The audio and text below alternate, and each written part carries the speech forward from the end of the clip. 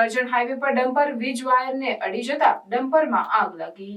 આગના વધી રહેલા બનાવમાં મોડી સાંજે વધુ એક બનાવ વડોદરા જિલ્લાના પાદરા કરજણ રોડ ઉપર બન્યો। પાદરા કરજણ રોડ ઉપરથી ડમ્પર હાઈ ટેન્શન લાઇનની નીચેથી પસાર થઈ રહ્યો હતો। દરમિયાન હાઈ ટેન્શન લાઇનનો વીજ પ્રવાહ ડમ્પરને ઝપેટમાં લેતા ડમ્પર સ્થળ પર જ ભડભડ સળગવા લાગ્યો। જોકે ડમ્પરનો ચાલક સમય સૂચકતા વાપરીને ડમ્પર સ્થળ ઉપર ઊભું કરી કૂદી પડતા તેનો આબાદ બચાવ થયો હતો।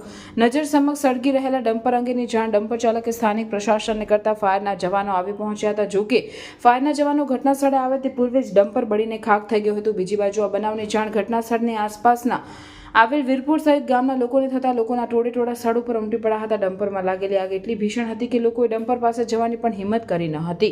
દૂરથી મોબાઈલ ફોનમાં વિડીયો ઉતારી પોતાના ગ્રુપમાં વાયરલ કર્યો હતો। મોડી સાંજે પાદરા કરજણ રોડ ઉપર આવેલા વીરપુર ગામ પાસે બનેલી આ ઘટનાને પગલે આ રોડ પરનો વાહન વ્યવહાર પણ ખોરવાઈ ગયો હતો। ડમ્પરમાં લાગેલી આગની જ્વાળાઓના કારણે રોડ સાઈડનું સૂકું જંગલ ઘાસ પણ સળગી ઉઠ્યું હતું। આ બનાવે આસપાસના ગામોમાં ચકચાર જગાવી મૂકી હતી। દરમિયાન આ બનાવ અંગે પોલીસે પણ કાર્યવાહી હાથ ધરી છે।